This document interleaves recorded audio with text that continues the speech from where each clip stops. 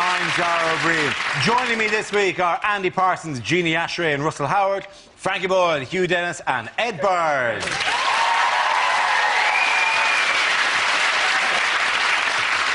Our first round is called Headliners. Here's a picture of diabolical mastermind Osama bin Laden. But what does NOTR stand for? Is it what he's taped over to do the video? Nuns on the Run? Is it new Osama Top Shot range? Is it like now on Terrorists Reunited? Is it never on target? It's Osama's catchphrase among his friends, apparently, is nuts on the road. It's what he says to mean sort of OK. They go, shall we go out for pasta tonight? Nuts on the road, we will. And does he do a motion to indicate, let's put these nuts on the road? Is it like QVC? Is he saying, new offers this Ramadan? I'm liking the outfit myself. I reckon it's new Osama, Trini's recommendations. It's not never open that rucksack, is it?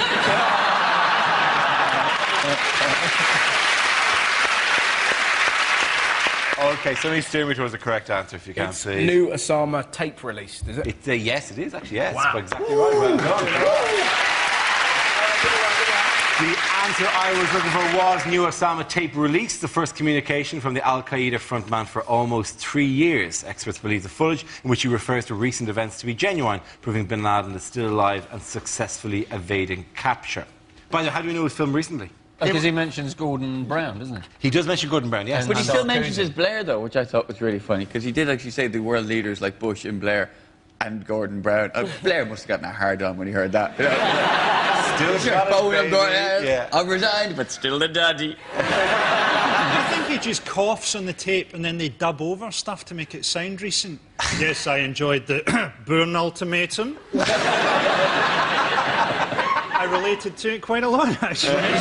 He's looking a lot smarter, isn't he, than he has in previous... I think maybe he's got a new girlfriend.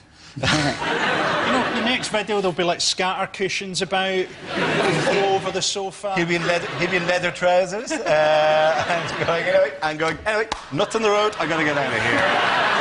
Maybe that's it. It's just it's a whole new image shift. The next shot is just going to be a goth. Just his hair brushed over. I know you all hate me, that's why I live in a cave. He's changed his beard, but he's wearing the same outfit that he was wearing 3 years ago. He's a tramp.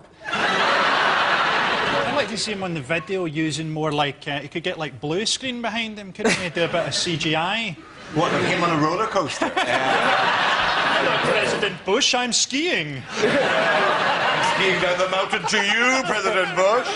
Not now, I'm surfing. Oh. See if you can find me here in the Wild West, Mr. Bush. You did not know I was such good friends with Mel Gibson. He hates Jews as well. It was put out by the... They've got a media arm, haven't they? In the original video, there's a little thing at the top that says produced by Al Sabah Productions, which is the production arm of Al-Qaeda. Is that the only programme they make? Do they make other ones? The Semtex Factor. Al Jazeebis. Put the little Al Jazeera. Well, looking at the pictures, though, he was just pissed off with people laughing at him, accusing him of looking like Gandalf. Osama the Grey becomes Osama the Black. There, he looks a bit like, you know those things you used to have on your pencil, good luck trolls? You'd pop on the end of your pencil. It's like a big bobbly head. And the whole I think, video. don't you, that maybe he shaved off his beard and this is a fake beard that he's wearing. I mean, if that's the case, he's the only guy that shaves in Afghanistan. How difficult can it be to find? I mean, they're selling like 1 packet of Gillette Fusion a year. Just follow the cave that smells of Old Spice. And we've got him. He also uses some fantastic language. Did you listen to the tape? Nah. It kind of makes you realise. He said, at one point, he said, George Bush is like one who ploughs the sea. Yeah. He harvests nothing but failure.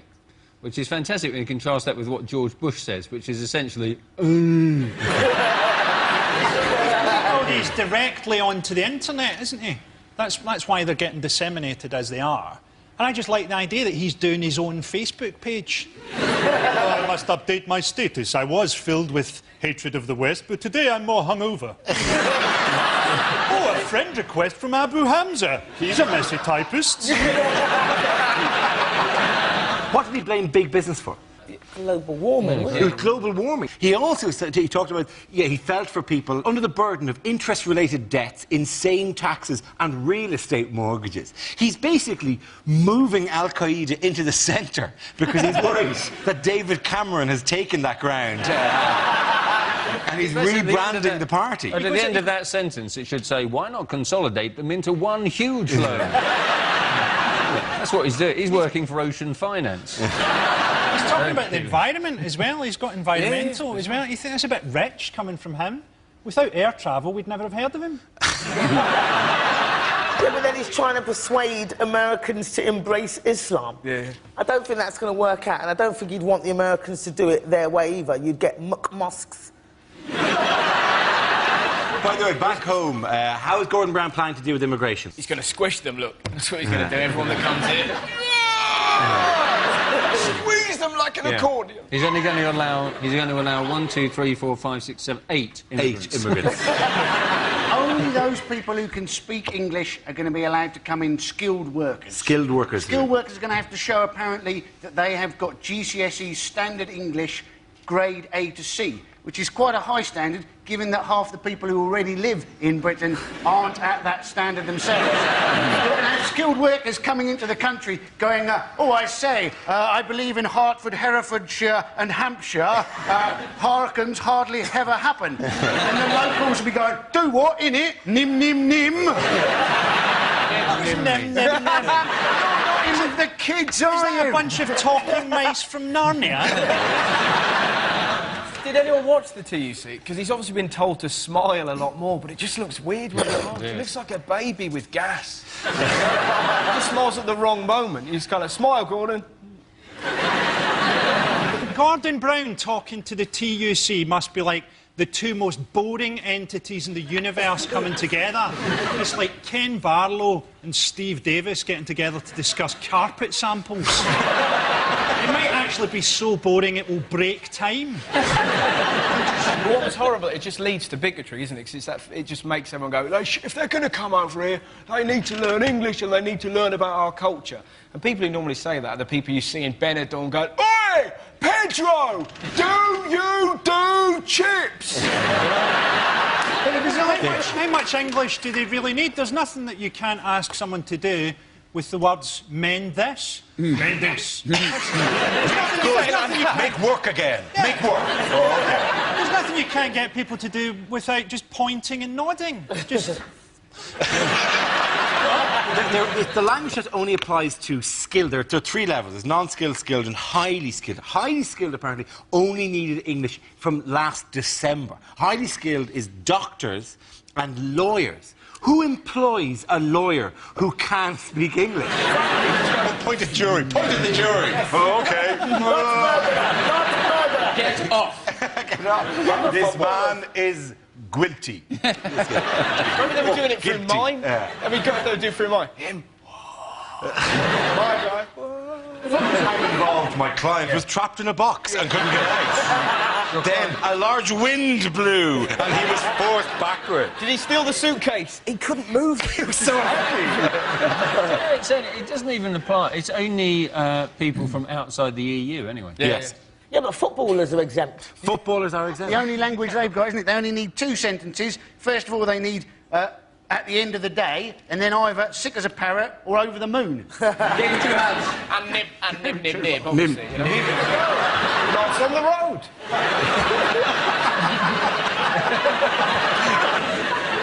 I like the idea of a load of asylum seekers in a van just going I before E except after C, I before E. Politicians all now have to pretend not to be racist, despite the fact that they're all quite happy to be racist if they think it will get them votes. You know, so you see, like, Tories pretending not to be racist.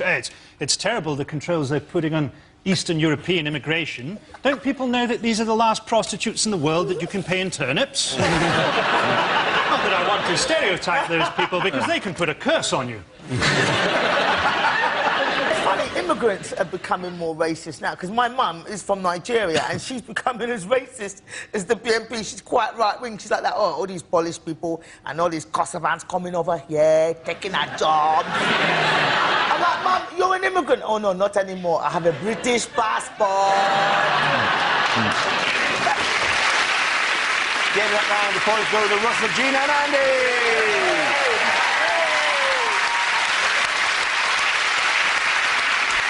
Now we play a round called Don't Put Your Nuts on the Road. This game involves Ed, Andy, Frankie and Russell, so if you could make your way to the performance area, please. This is where we test our performers' stand-up skills. We spin our news generator, it settles on a topic, and anyone can volunteer jokes about the chosen subject. The winner is the team I judge to produce the funniest stuff. OK, here we go. Let's spin the wheel. The first subject is homelessness. Who wants to come in on that? Russell.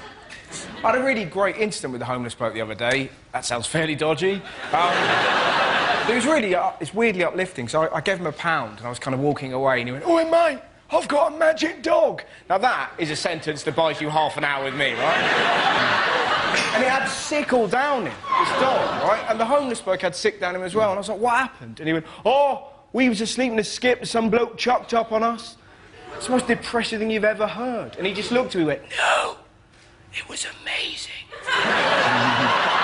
Like, really? Why is that? And apparently what he did, still covered in sick, he stood up in that skip and just went, "Ah!" So this bloke was so drunk he thought his vomit had come alive. That man will never, ever drink again. Beer, Dave, it comes alive! It comes alive! Lovely moment.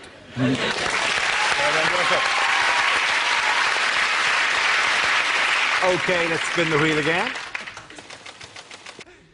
The subject is taxis. Who wants to come in on that? One thing I don't miss about London is London cabbies. I used to live in Muswell Hill, a leafy suburb of London, about 6 miles north of here. That's what I thought when I bought the house. I get into a black cab in London's fashionable West End. Turned out I lived in the arsehole of nowhere. Because I'll get into a black cab and I'll go, "Muswell Hill, please," and I'll get this. I go, "No, mate, I'm not going that way."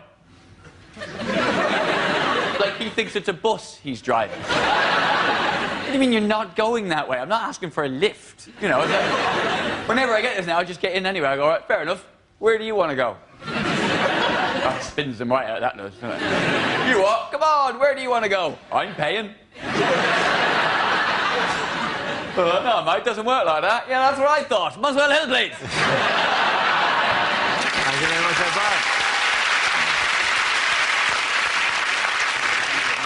OK, that leaves us with Frankie and Andy to spin the wheel. The next topic is transport.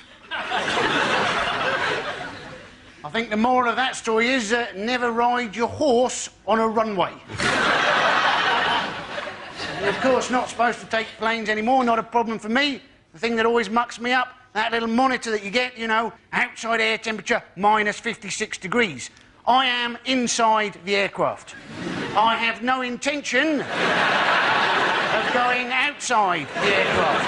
And if I ever did find myself outside the aircraft, my initial response would not be, "Ooh, bit nippy." Well done, Andy.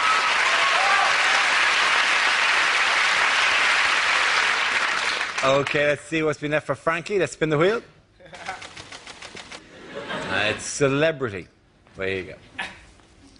It was the anniversary of Elvis's death recently. People still think that Elvis faked his death. Surely if you were going to fake your death, you wouldn't do it in a shitting accident. I mean, you'd do something brave, wouldn't you? Rescue a wee boy from a river. Surely not a jobby-related heart attack. We had the anniversary of Princess Diana's death. I thought that at the concert, only Ricky Gervais paid a true tribute to Diana by dying a painful and horrible death. You don't get celebrity sat-navs now. You can get a Princess Diana sat-nav. It just keeps saying, "Put your foot down, I think we can lose them."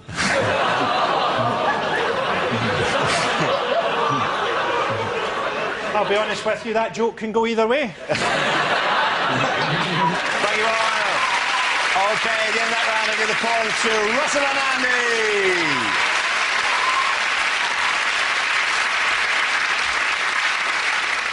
OK, now it's time for, if this is the answer, what is the question? On the board are 6 categories. Gina, which category would you like? I think I'll go for health. Health it is. The answer is Middlesbrough, Rill and Liverpool. What is the question? In which 3 towns are you considered a lesbian if you're over 14 and haven't got 6 kids? Where are the 3 largest Lidls in the country? Can you name 3 places that Ryanair claim are just outside Dubrovnik? Is it my car's been stolen and cut into 3 pieces? Where is it? Is it what now constitutes a world tour for Jim Davidson? What 3 places did the British Health Board name as the axis of chips? Is it what are the first 3 chapters of the book Places Not to Grow Up Gay?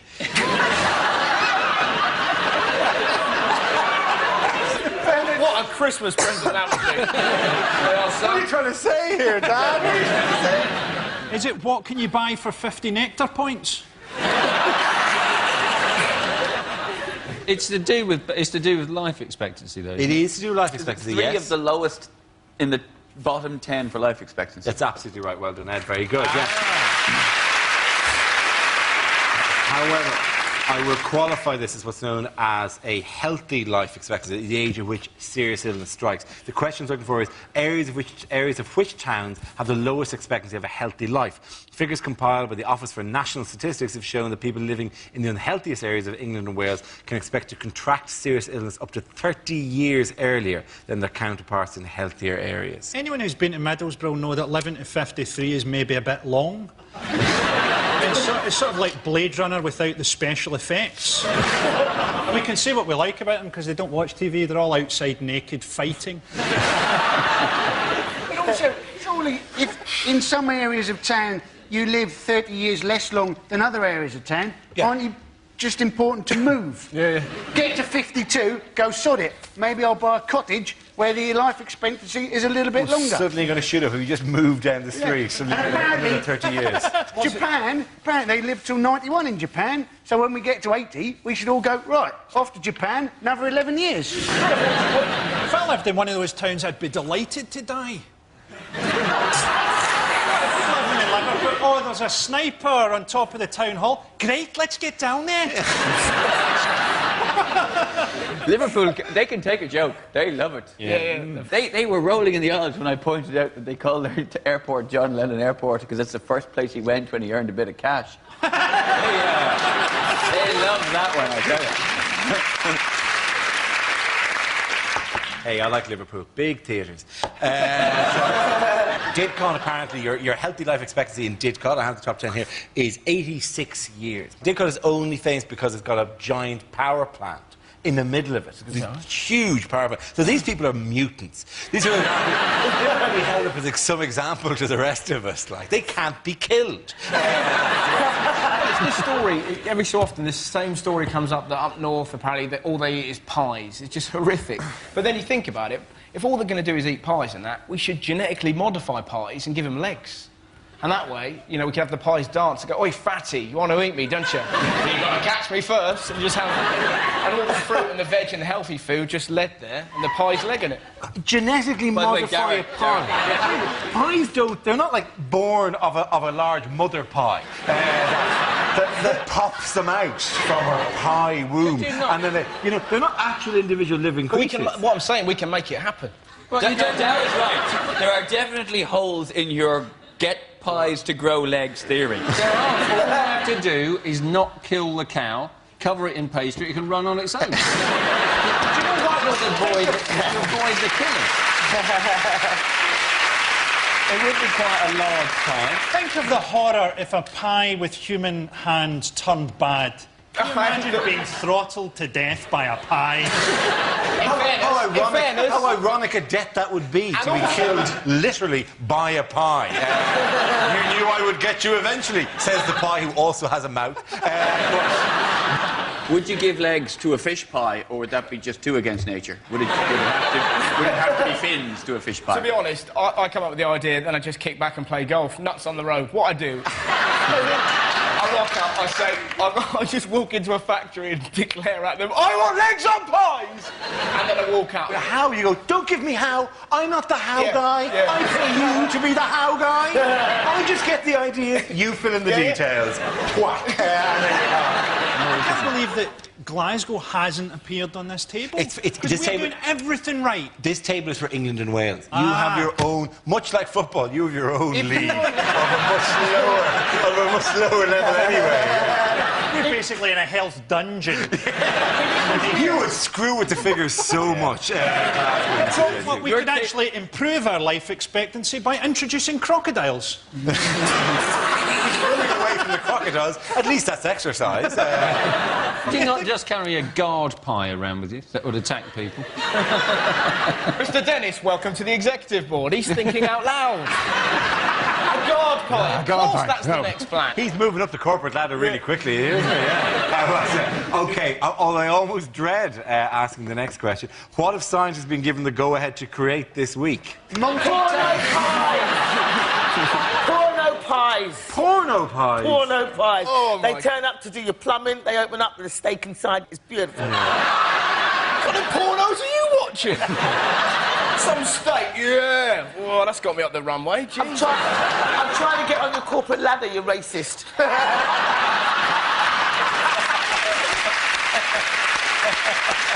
There's a quandary. What can I say to that? There's nothing you can say to that. I've never seen the race card pulled so beautifully. That was a pair of ace race cards. Oh, I got bullets. What have scientists been given? I'll ask the question again. What have scientists been given the go-ahead to create this week? Monkey butlers. Not monkey butlers. It's close, though. They've been given the go-ahead to create human-animal hybrids. Yes, they have, exactly, yeah. And the scientists are very excited because they've already had tremendous success with Wayne Rooney. He's all right, he's injured. He's injured at the minute, but the boy's got spirit. He's prowling the touchline like a caged potato.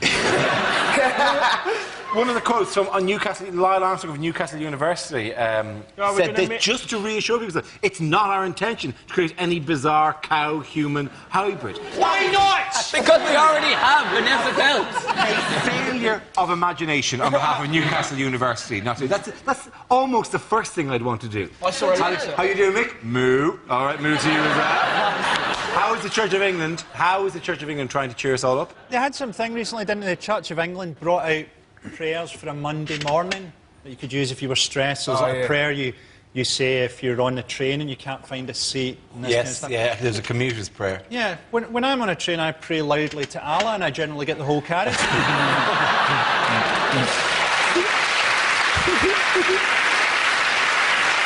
Again, that round points go to Russell, Gina and Andy.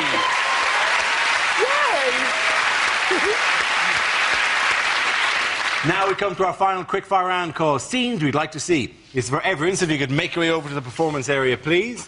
I call ideas for scenarios we'd love to see, and the performers come in with their suggestions, OK? Here we go. The first subject is what a news reporter would never say. Next on News 24, I'm going to punch a zebra. Who cares? No one's watching.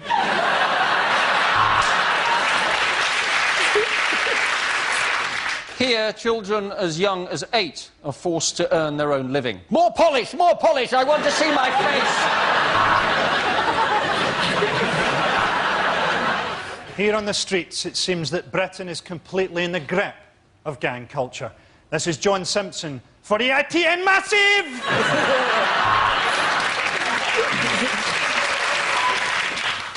Can you hear the bombs falling? No?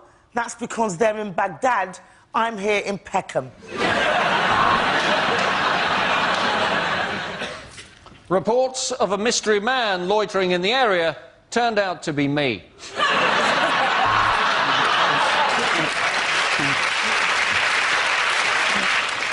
News just in. Go to a break, your wife's been hit by a truck.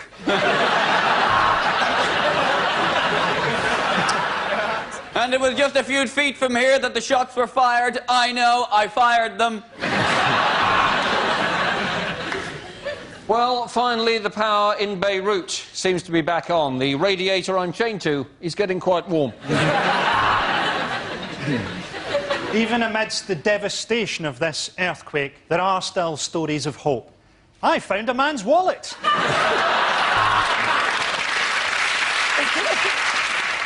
I am actually in my bedroom, but I'm trying to make it look like I'm in Baghdad on a satellite phone.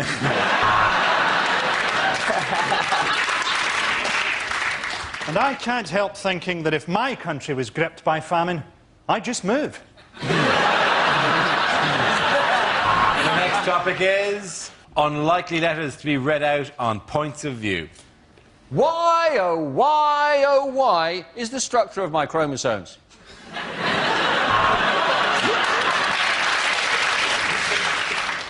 Dear BBC, I watched a light entertainment programme on your network the other night that wasn't hosted by Graham Norton. Is he ill? Dear BBC, how did you manage to get those hippos to swim in a circle?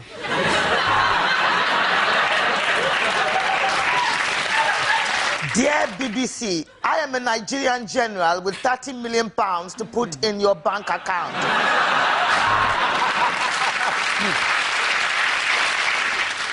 Last night, I turned onto your new porn channel, See Boobies.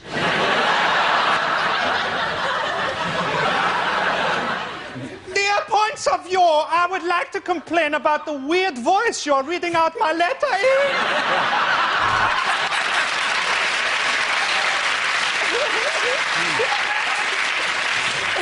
Dear Point of View, has anyone else noticed that Pat Butcher looks a lot like the honey monster from the Sugar Puffs album? Dear BBC, when are you going to show Nuts on the Road? Nim, nim, nim.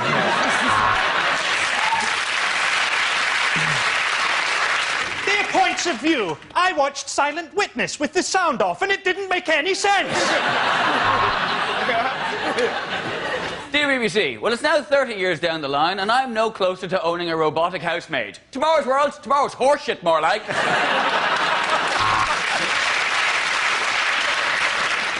The other night, I watched Nigella Lawson and picked up a couple of good tips on baking bread. And in the process, I just about ripped my cock off. OK, point to the end of that round. Go to Russell, Gina and Andy.